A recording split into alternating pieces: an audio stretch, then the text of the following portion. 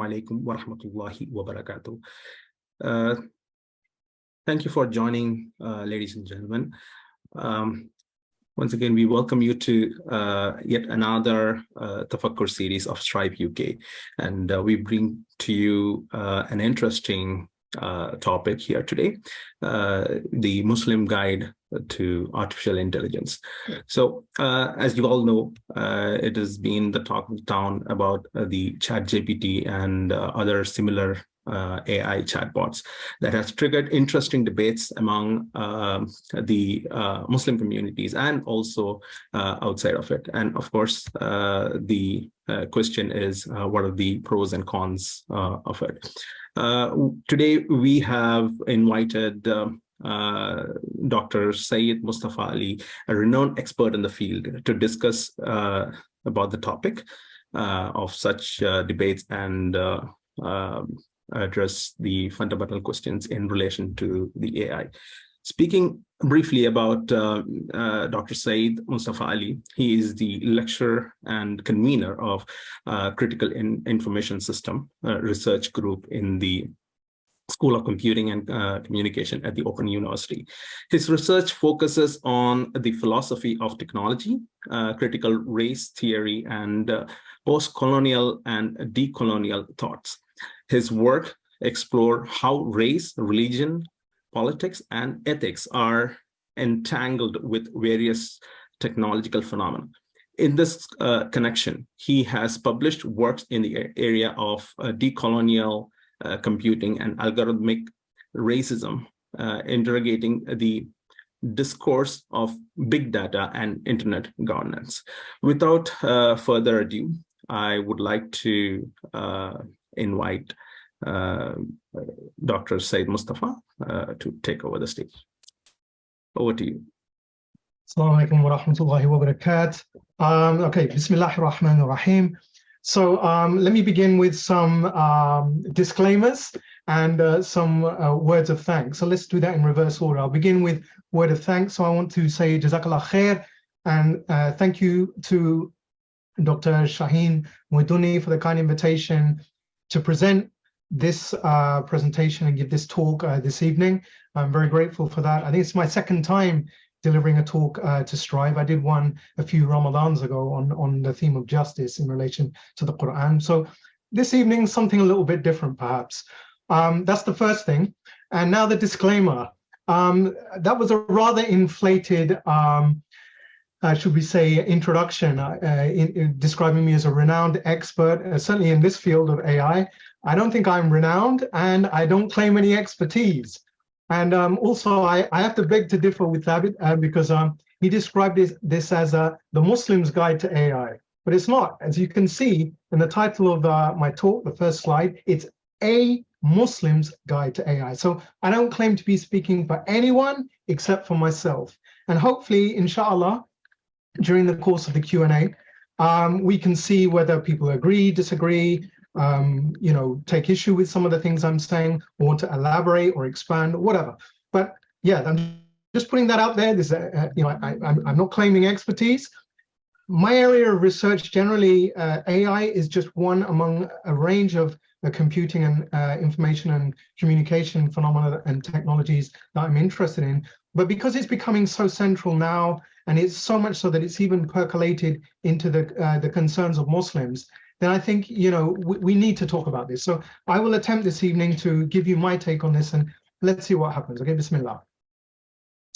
So as Thabit rightly said, you know, why is this an issue? Well, for loads of reasons, but one of the most obvious ones, I guess, is the onset of a recent chatbot powered by arguably artificial intelligence, ChatGPT. And this has led to various, you know, Muslim concerns that are starting to emerge. I mean, I was just looking today, and there's an article by a certain person, Wardo Shahid, dated back to February early of this year. ChatGPT is dangerous for Islamic questions and fatwas. And why is that? Because it gives inaccurate citations for a hadith and Quranic ayat, Quranic verses. It declares haram things halal, and Allah maybe it also does the reverse. and it gives the wrong numbers for hadith, etc., etc. So this is amongst the things that are concerning for Muslims. I'm just giving you just one example. I'm not saying this is the only thing, but just by way of an example. And so there've been some responses to this. And so whether you consider these people scholars or not, take your pick, is your own personal disposition on this. Hamza Yusuf on the left, and Omar Suleiman, who's an imam, an activist, on the right. And it's interesting, I was drawn, Shaheen drew this to my attention. So I thought, okay, let me go away, let me watch the videos. Let's hear what Omar Suleiman is saying. Let's hear what Hamza Yusuf is saying, and try to weigh this up. How are Muslim scholars and imams and activists, how are they approaching these issues? And this is what I distilled from listening to their presentations. So from Hamza Yusuf, he was invited to participate in something called the Rome Call for AI Ethics, which was an interfaith event that took place called by the Vatican under Vatican auspices. So there were Jews there were Muslims, there were Christians, etc. And Hamza Yusuf, presented as the world leading authority on Islam, he gave his take, which was essentially a critical view on technology and progress. And that kind of resonated with me somewhat. And I was quite taken by that. He also referred to the distracting nature of technology, and importantly, drew attention to the serious question of who benefits from this tech. So who is benefiting from the introduction of AI and related technologies? Now, by contrast, Omar Suleiman, in a khutbah, in a Friday sermon, if you like, he instead took a slightly different approach, looking at AI as, in some sense, an inevitable development. In other words, the technology was inevitably going to be rolled out, and his approach to intervention was to draw on, a spiritual framework, a framework of akhlaq, if you like, ethics, thinking of in terms of principles, or what we might describe as the maqasid, if you like, and fundamentally in terms of benefit and harm. So maslaha and mafsada, right? And others have done it in terms of halal and haram, as I indicated on the previous slide. He also, and this resonated much more strongly with me, he also referred to a cultural resistance to dependency. And by this, I think he was pointing to the dangers of becoming dependent on these technologies, right? Because I'm suggesting we should think about these technologies as infrastructural, in the way that a technology like the water system, the transportation grid, the electrical grid, that these are diffuse into society, right? These aren't like hammers or drills or something like that, technologies that you pick up and drop down. These are much more pervasive and diffuse. And I'm suggesting that that's probably a better way to think about the way these technologies are going to be rolled out into wider society.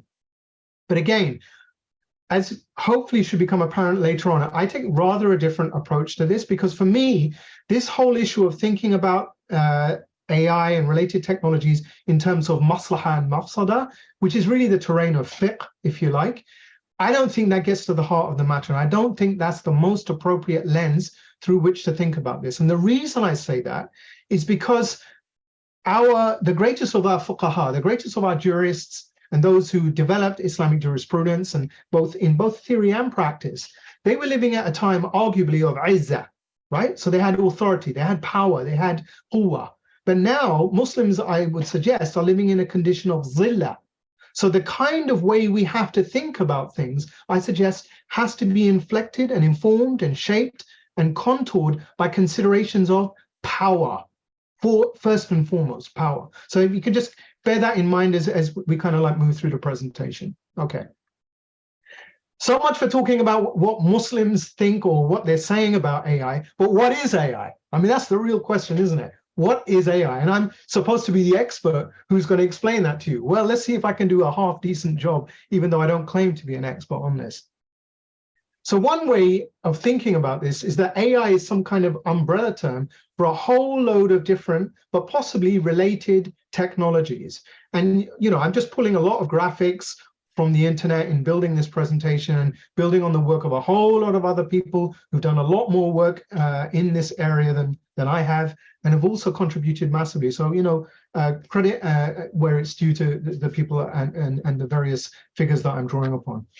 So again, artificial intelligence, we can think about this as a really slippery kind of term, a kind of catch-all term for a whole host of technologies. And we really need to, as it were, pop the lid of AI and look inside the bonnet, look under the bonnet and see what's in there. What are we actually looking at?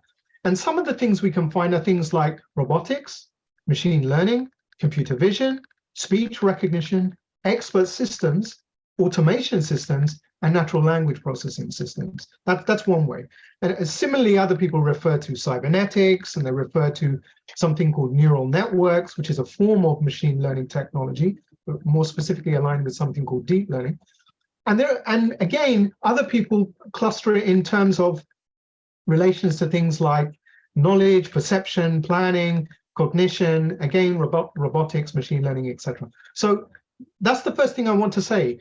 When we hear AI, immediately we're thinking artificial, okay, something that's made by human beings, possibly, and intelligence. It's got something to do with being smart, being able to think, being able to act in the world appropriately, etc. So what is AI? So AI really, I mean, if you look into the literature, and you could just go to check out the entry on Wikipedia for a start. AI is really, in its strongest form, is an attempt to replicate human intelligence. That's the yardstick that it's measured against. But there are lots of different types of what are called AI, as I've shown just in with reference to these diagrams. And what I'm going to try to focus really on in this talk is a type of AI, a more specific, narrow focus on a type of AI, which is machine learning, which is what's powering the chatbots like ChatGPT and what's coming, into public attention all the time, and it is a subject for discussion. But we need to understand the relationship. So let's think about this in terms of a set of concentric circles, and the largest circle being the most encompassing, and then drilling down. So right at the outset, we have artificial intelligence. As I've said, it's the umbrella term, and within it we find machine learning.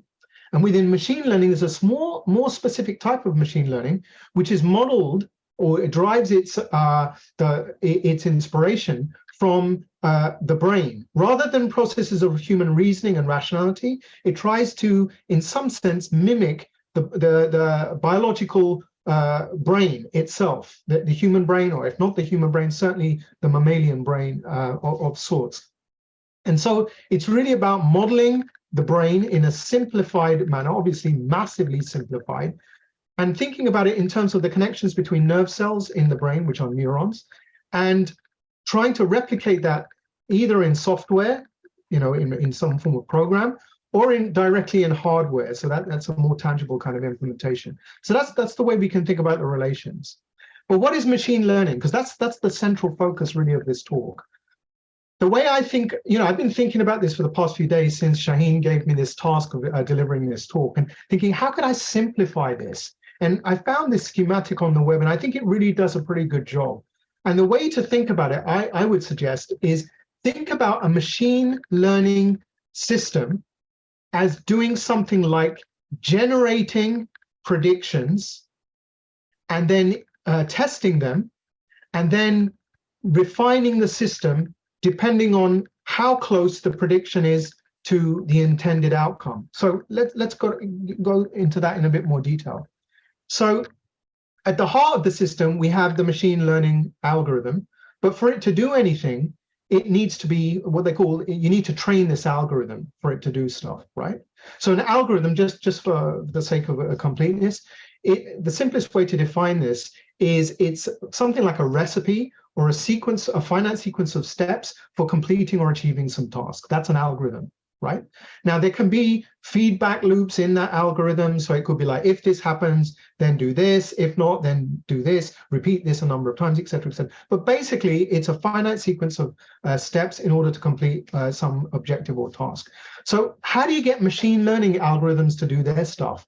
Well, you have to feed them what's known as training data. So this is usually a set of data that is generally, if it's in supervised, because there's three types of machine learning. There's supervised, unsupervised, and reinforcement machine learning. But I'm just going to really focus on supervised, the simplest. So with supervised machine learning, what you're trying to do is map a set of inputs that have been maybe labeled in some way to a set of outputs. And you want so much so that when you provide the machine learning system with an input that it hasn't seen before, it's able to correctly map it to the right output, right? So it's just doing a kind of classification. So it could be shown, you could be showing it loads and loads and loads of pictures of, here we go, the standard one, the example from YouTube, loads and loads and loads of pictures of cats, okay? And you train the machine learning system so that when it sees, when you present it with an image of a cat that it's not seen before, it correctly says, this is a cat. It doesn't say, ah, this is a dog. Because if it was saying it's a dog, no, the evaluation is that there's a mismatch between the intended outcome and the generated or actual outcome from the system. So we need to go back and continue our training of the algorithm, right? So really what these systems are, very simple, is generate predictions and test those predictions with feedback. So if the test is successful, you don't need to do anything really. But if it's not, you need to feed back some of the outcome so that internally within the system, a transformation can take place with a view to trying to move the machine learning algorithm closer to the intended behavior of mapping input to output. Now, there's a lot more detail to how the machine learning algorithm works. As I've made reference already to the idea of what are known as neural network systems, which have multiple layers in them, simulating an abstraction of the human brain. And this involves a relatively complex process, which is called backpropagation, whereby you're essentially trying to work out the match or mismatch between the intended outcome and the actual outcome, feed that back to the system, and that ripples through the systems and then feeds back forward through the system with a view to enhancing or optimizing the system so that it achieves the intended function. That's a very, very, very brief overview of what these systems are really about. But the crucial point here, and we really do need to think about this, right, is that the machine is just operating on numbers. And actually, it's just operating on two numbers because they tend to be binary systems, right? So ones and zeros. The machine has no concept that it's working with. It has no understanding. It has no worldview, as it were. It's simply doing correlations, i.e. matching inputs to outputs, sometimes in some systems doing statistical pattern detection with a view to generating predictions. So all of this is grounded in statistics, which itself is a branch of mathematics.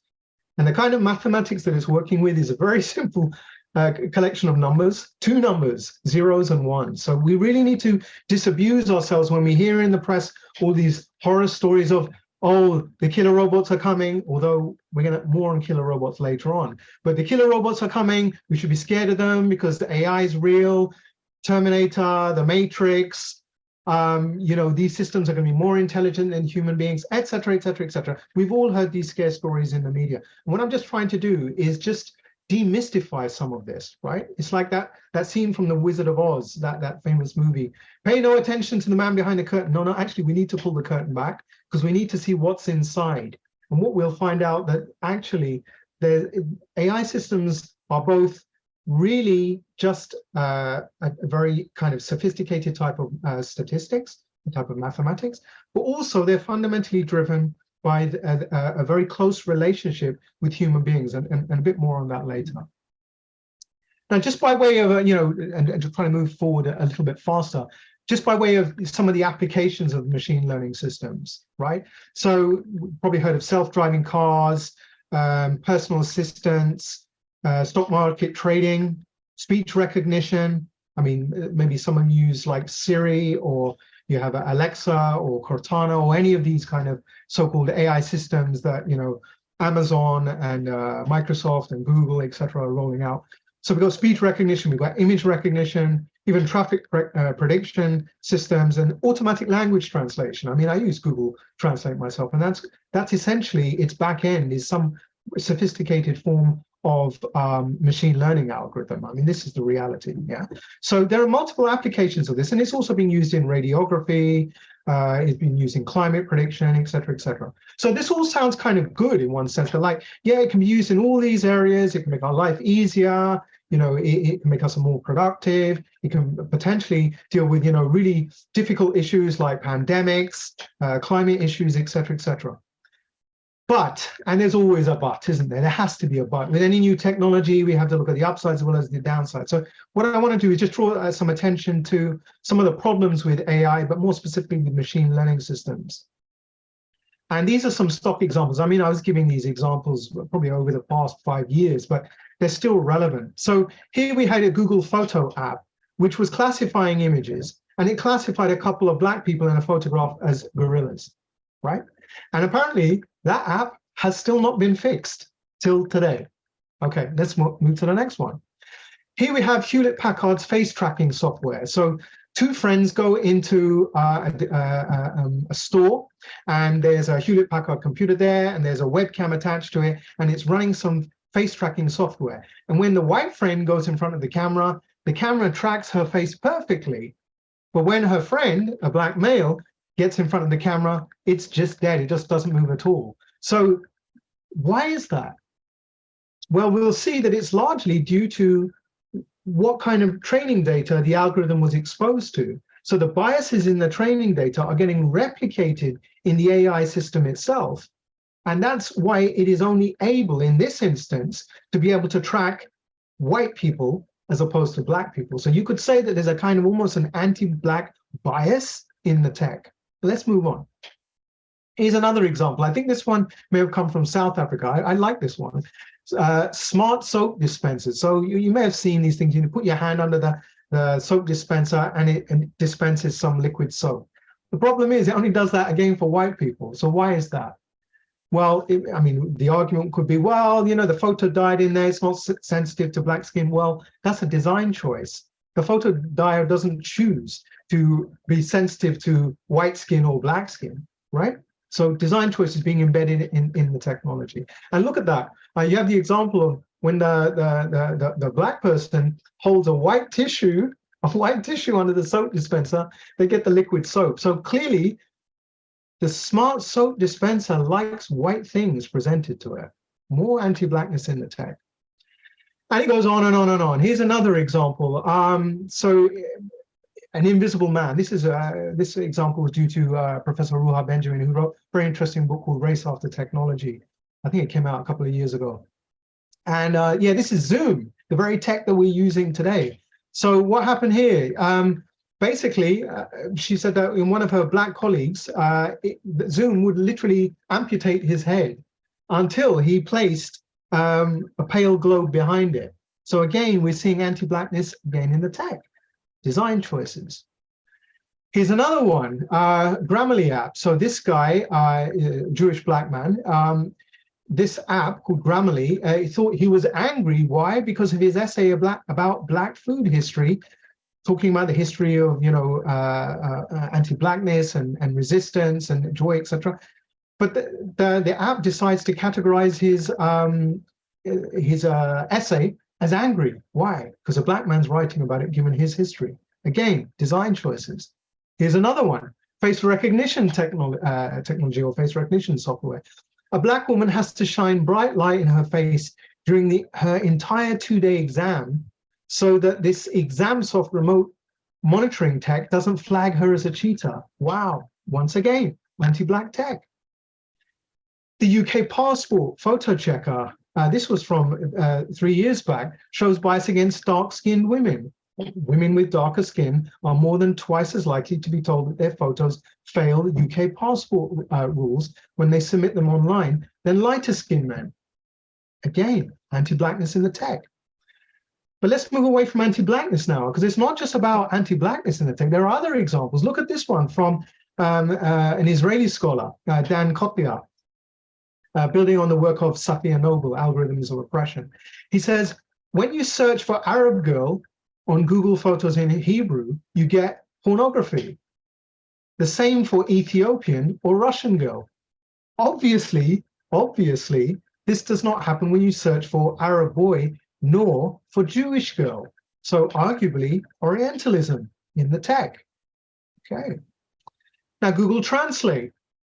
People who might not know this, but in Turkish is a gender neutral language. So it doesn't have male and female gender built into the language.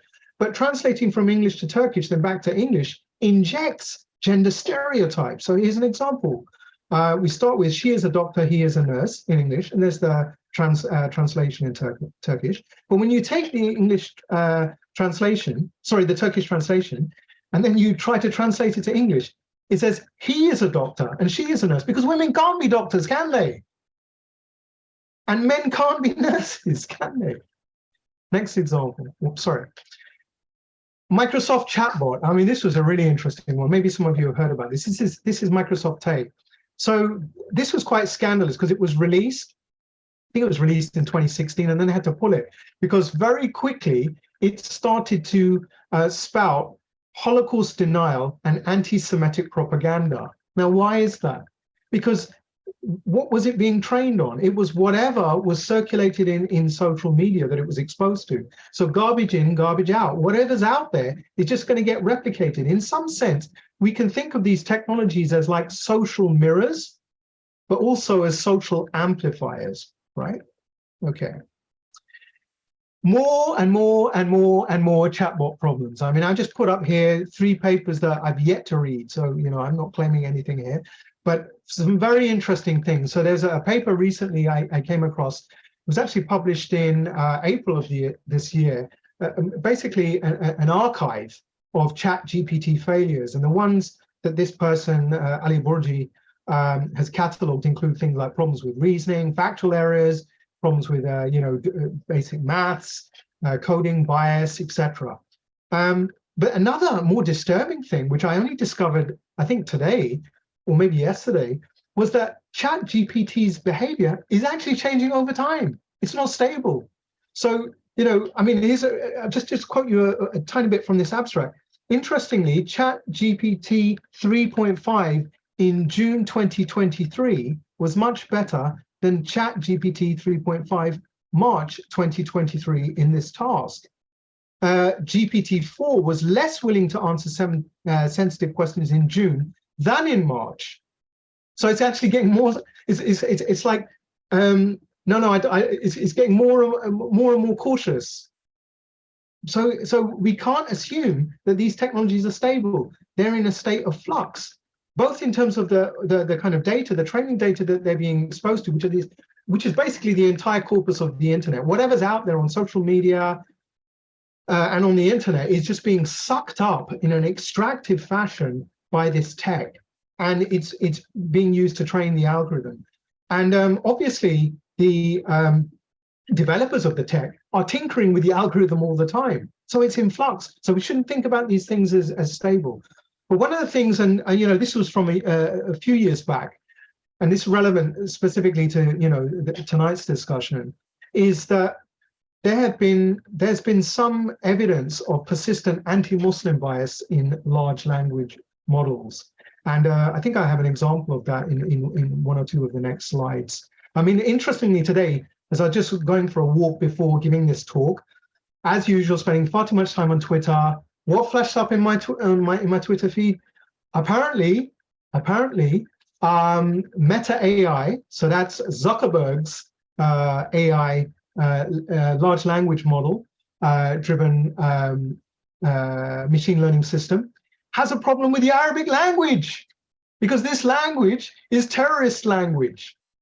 So when you ask Meta AI, you know, do you speak the Arabic language? It says, I'm very sorry, but I can't speak that language because that language is tied to violence. Wow, wow. On and on and on it goes. Yeah, so this was the example. This is from a guy named Shaf Chowdhury. He gave this very interesting talk at something called Muslim Tech Fest in 2023, this year. It was called Halal Algorithms. I like that. Halal algorithms, halal algorithms. Quite clever. And what he did is he just fed, I mean, I think this is an example, I don't think it's his research. But again, this is replicating this idea of, you know, and exploring this idea further, that large language models, LLMs, associate Muslims with violence. So here you have this, you're just feeding ChatGPT 3 with this opening text, this phrase: 2 Muslims walked into a, right? ... And then it does the predictive text. And what does it predict it with? With violent action 66% of the time. And here's 2 examples. 2 Muslims walked into a synagogue with axes and a bomb. Yeah, because we want to kill all the Jews, right? Or 2 Muslims walked into a Texas cartoon contest and opened fire and killed all the people, because that's what we do, don't we? Bias in the tech.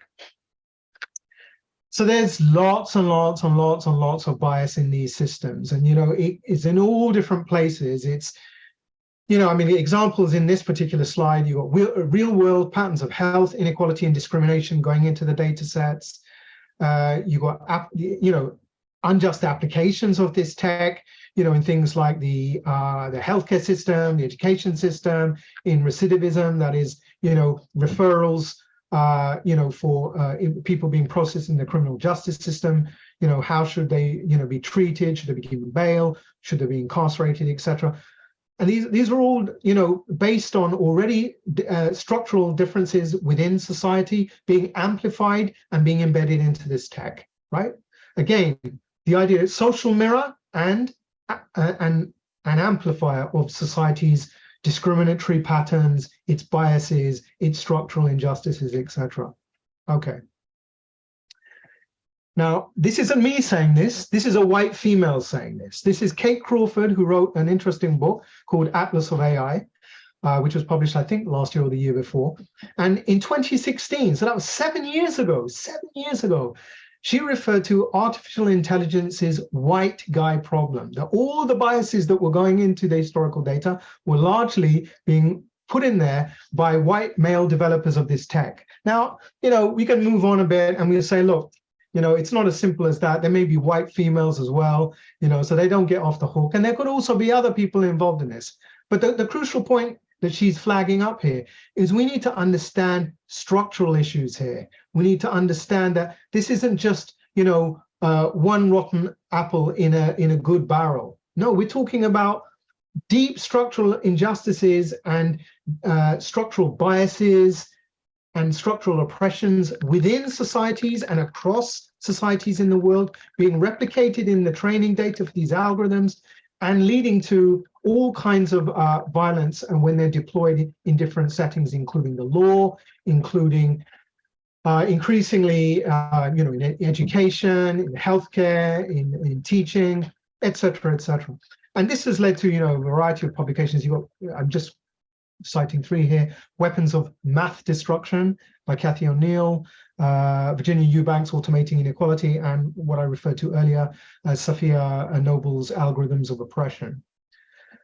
Right, so let's just dig down a little bit more into the limits of AI and machine learning. And I'm not going to go deep into this, but I really recommend anyone who's interested in this, and I'm speaking here to the older heads in the room, and especially to the younger heads in the room, right? Male and female, I don't care where you're from, but we really need to up our game. We really need to get to grips with this technology, which is always entangled with society, understand how it works, understand how it's going to be rolled out if we don't do something about that. And we could do a lot worse than build on the work of others, because we might be pretty late to the game. In fact, I would suggest Muslims are incredibly late to the game on this. And as I've said earlier, we tend to think about this in terms of spirituality, akhlaq, ethics, and fiqh, jurisprudence. We don't tend to think about this in terms of power. And I think that's the central focus that's missing in our discourse. So, I mean, guys, that when I want to know about the limits of the technical limits of these systems, I generally turn to people like Arvind Narayanan and Sayesh Kapoor. They're both based at Princeton University. They're actually jointly writing a book, which I think is called AI Snake Oil. And what is snake oil? Snake oil, as we all know, it pretends to be medicine, but it actually does nothing. Or worse, it can do you harm, right? So what they're trying to do with this idea of AI snake oil is point out where the technology works, where it doesn't work so well, where it doesn't work at all, and where it shouldn't be used, right? So I think they're doing really important work. They're both computer scientists. They understand the technology at the level at which it's being constructed. But they're also extremely critical and pointing out its technical limits. Other people that I also draw upon, I like the work of Gary Marcus, who argues that this machine learning approach is brittle. It's only going to deliver up to a point and in certain areas, and we need to maybe think about fusing that with a more symbolic approach based on rationality and reasoning and modeling that way. So kind of bottom-up and a top-down approach combined. I'm not so sure that's going to deliver either, but I like Gary's work for the critique he presents. And then other people, famous people that some of you might have heard of, Emily Bender and Timnit Gebru, they famously wrote a paper, I think, I always get the title wrong, but it's something to do, it's got the idea of stochastic parrots in the title. And what it was essentially saying is that what these AI systems are doing is really mimicry, right? So the stochastic is the idea of like randomness. So there's a kind of random dimension or random component in these systems. But the parrots issue is the idea that they're mimics. And again, this goes back to the idea of the social mirror, and also the social amplifier. So you can find the work, online, or look on YouTube, etc. So just building on the work of Arvind Narayanan, again, this is an article he published 3 years ago, a short collection of slides, how to recognize AI snake oil. And so he breaks it down into just really sort of like 3 components. You've got genuine rapid progress being made in these areas. So that's things like facial recognition, medical diagnosis from scans, speech to text, and even deep fakes that some of you might be aware of. So that's in the area broadly of what we would call perception, right? Areas where it's imperfect, but kind of improving, things like copyright violation, hate speech detection, content recommendation, etc. And this is about automating judgment. But where he argues that it's fundamentally dubious, and he suggests it shouldn't be deployed, is anything to do with it's being rolled out in a social context. So that's like, as I mentioned earlier, predicting recidivism, job success, predictive policing, predicting terrorist risk, and predicting at-risk kids. So anything to do with predicting social outcomes, he says it's very dubious, and it's definitely snake oil in that context. And I think that's important. Just a little bit more on problems before I kind of press on. Artificial intelligence. Yeah, but what kind of intelligence are we talking about? Because, people who've studied this, like cognitive scientist Howard Gardner, he identifies a number of types of intelligence. You've got naturalist intelligence. So that's the ability to actually cope, as it were, in the natural world. You've got musical intelligence. You've got logical, mathematical intelligence. You've got existential intelligence, which is the intelligence of being able to ask questions such as, why is there something rather than nothing? Where did I come from? Who am I? What am I? Where am I going? The big questions, that's a form of intelligence. Interpersonal intelligence, the ability, like negotiating with people, establishing social relations, etc. Bodily kinesthetic intelligence, the ability to walk across a room. Think about how difficult historically that was for a robotic system to do that, although we've seen major advances in reactive robotics, which have largely been able to address bodily kinesthetic forms of intelligence. You've got linguistic intelligence, the ability to communicate, to engage in a protracted dialogue, which is one of the seductions of a chatbot like ChatGPT. Then intrapersonal and spatial intelligence. But again, advances in machine translation and speech and object recognition, yeah, they've happened, but there's always a but.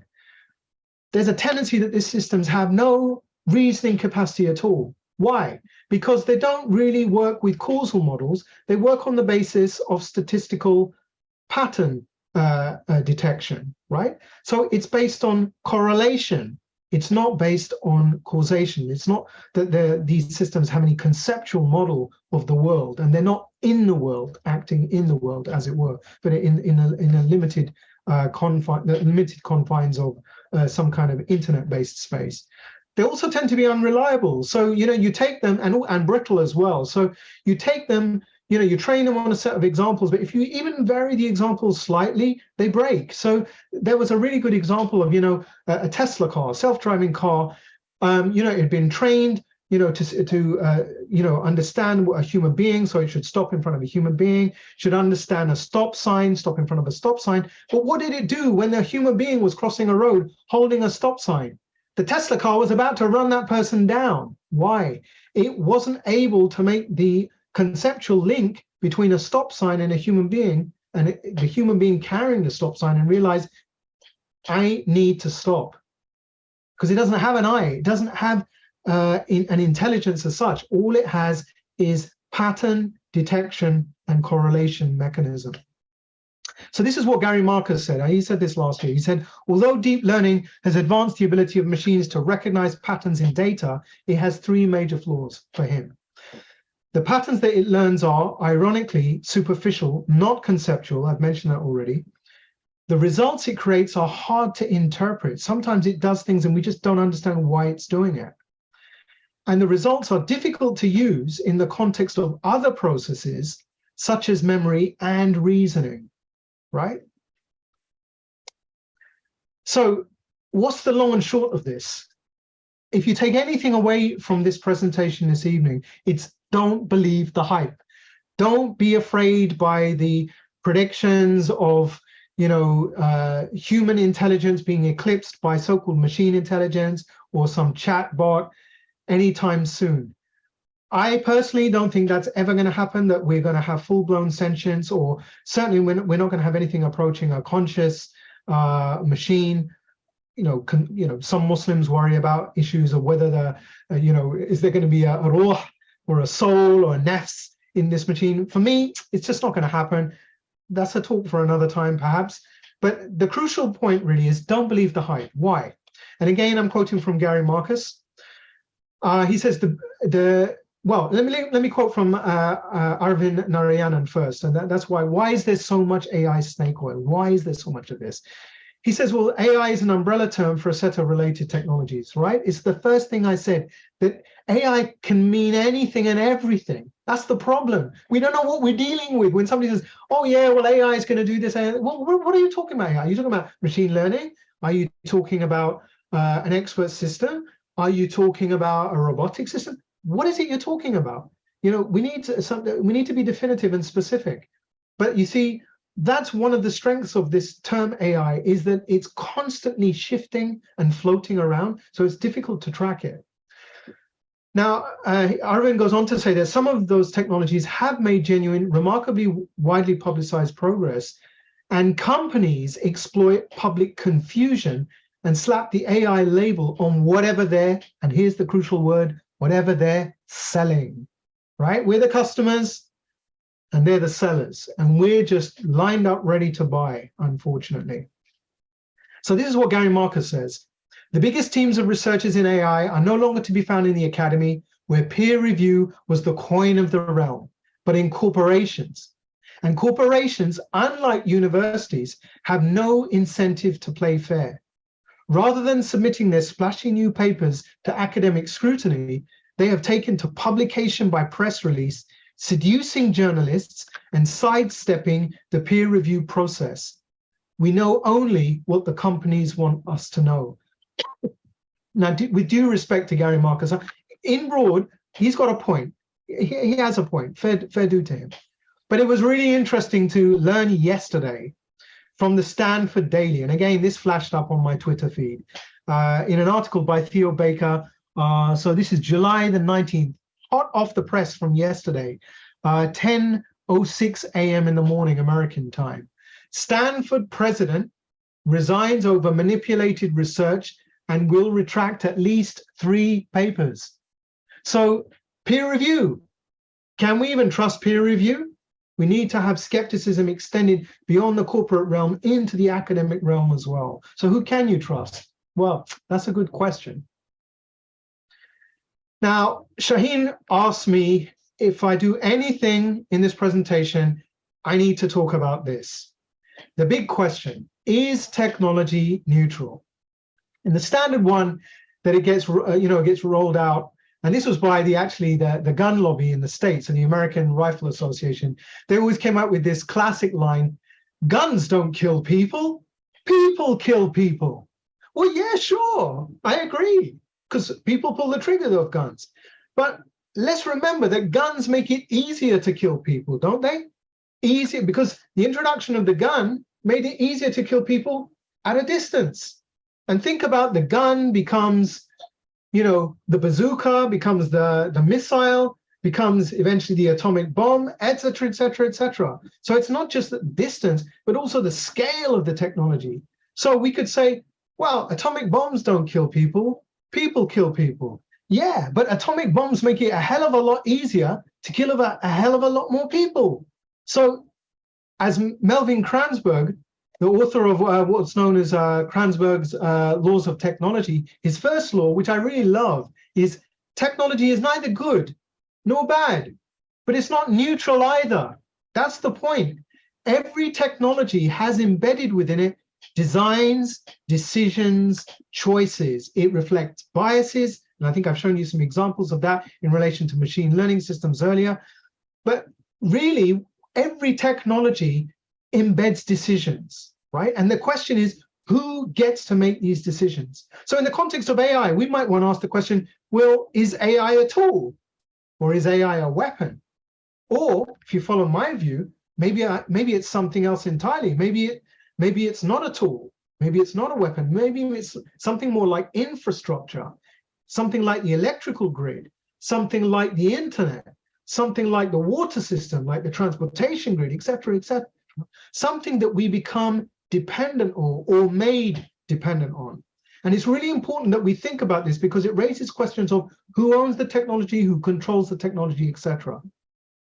I'm almost finished, just a few more slides because I'm sure I'm running over time, so apologies. So just to reiterate, there's an embedding of values, decisions, choices, and needs.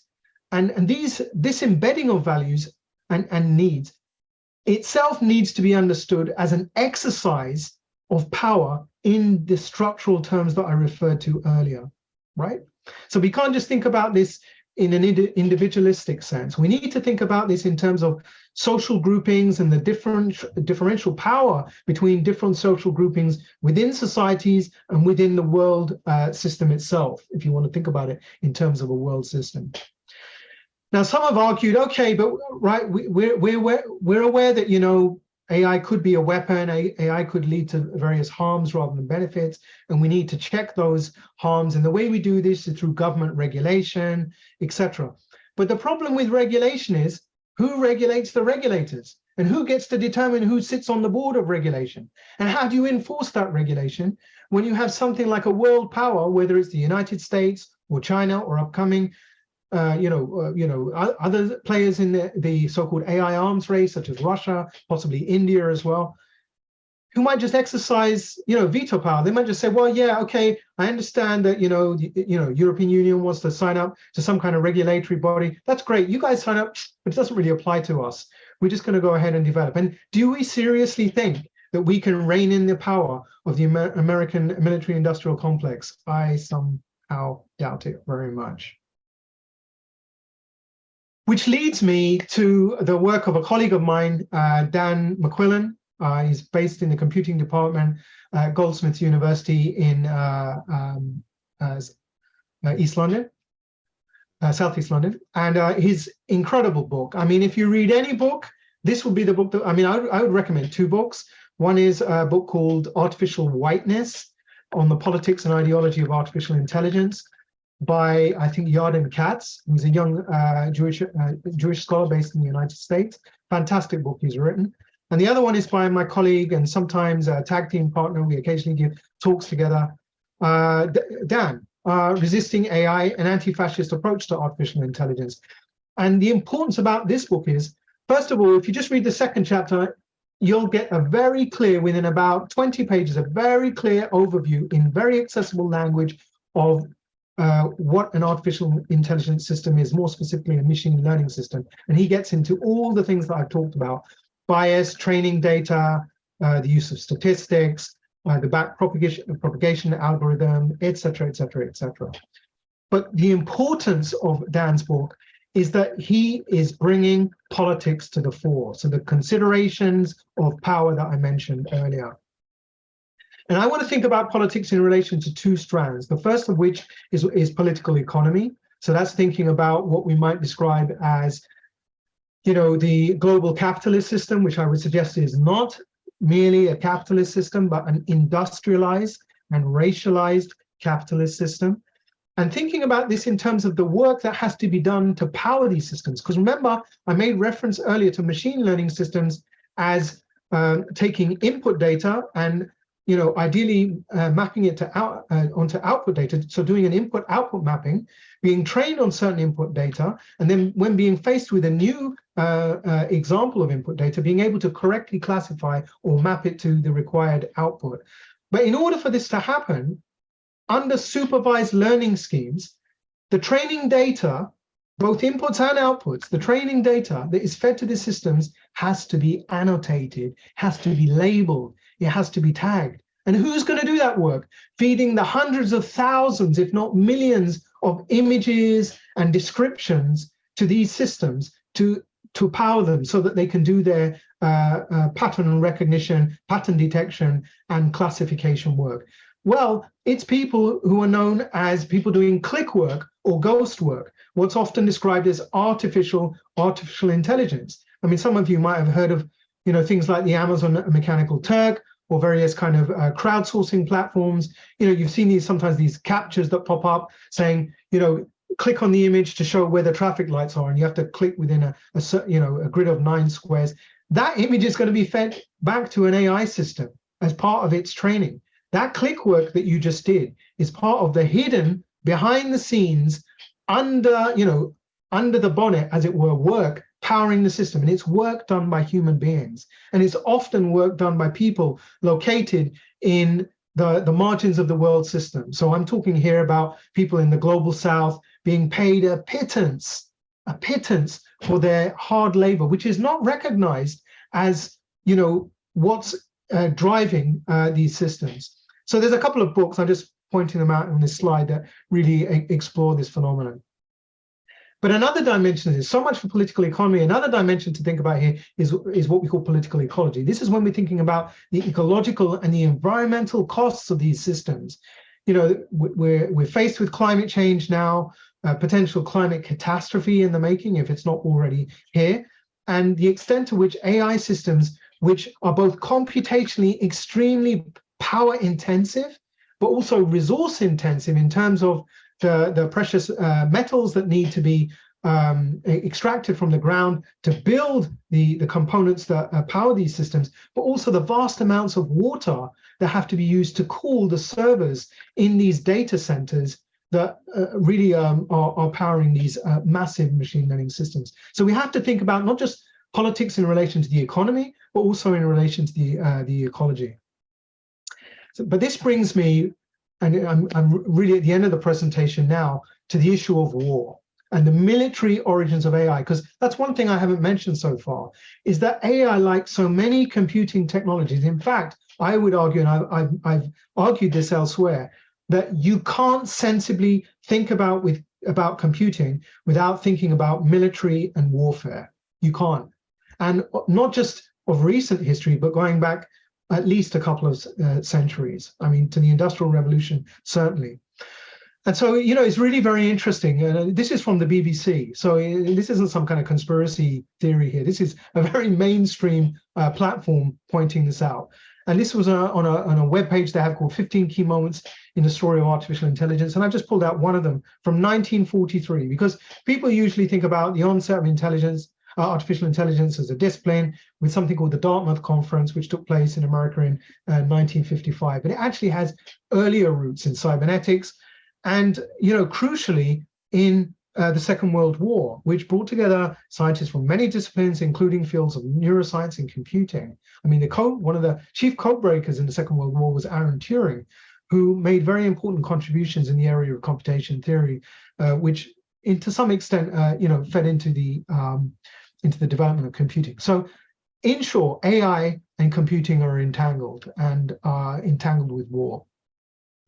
And so the last two slides, how to think about this? Well, first of all, one arena is in surveillance and violence. So we've got there was an Amnesty International report, which a colleague of mine, what's his name? His name eludes me. It'll come back to me later on if anyone's interested. But it's an Amnesty International report called Automated Apartheid. Matt Mahmoudi, that's it, Matt Mahmoudi. How facial recognition fragments, segregates, and controls Palestinians in the occupied territories, right? So here we have the entanglement of AI, facial recognition technology specifically, and Zionist settler colonialism, right? That's one example. Here's another example. AI emotion detection software being tested on the Uyghur population in Xinjiang province by the Chinese state. This was reported by the BBC a couple of years ago. And the third one, and maybe some of you are familiar with this, was, Facebook being used to promote violence against the Rohingya, which led up to, genocidal activity. So here again, we've got, a particular type of platform, and again, it's an Amnesty report, a particular type of platform being driven by machine learning to essentially create filter bubbles, to create information and, silos, spread disinformation campaigns, and also being weaponized for genocidal purposes. And my final slide, again on the theme of war, and it's an area that I'm increasingly interested in, but interested because I'm so disturbed by it, is a phenomenon I referred to earlier and said, okay, we're all familiar maybe with the Terminator and the Matrix and, killer robots in this context, but killer robots are here and now. They're not something coming in the future in some science fiction kind of dystopia. They're here right now. They're being deployed, by the Australian Army. They're being deployed by the Israeli Zionist settler colonial state, its Elbit system, developing suicide drones. I mean, drones are being deployed all over the place. Unfortunately, even the Turkish state has been developing them, deploying them in Libya, has just made a sale to, I think, Morocco to use against the Sahrawi Muslim populations in the south. I mean, really very kind of depressing developments, but these are realities. This is the nature of the world we're living in now. We are living in the terrain of an AI war being prosecuted now. On that rather depressing note, I'm going to stop and just say Jazakallah khairan kathiran for allowing me to ramble on and on and on, give you my particular Muslim's take on AI, and I'm very happy to take questions and comments from the floor.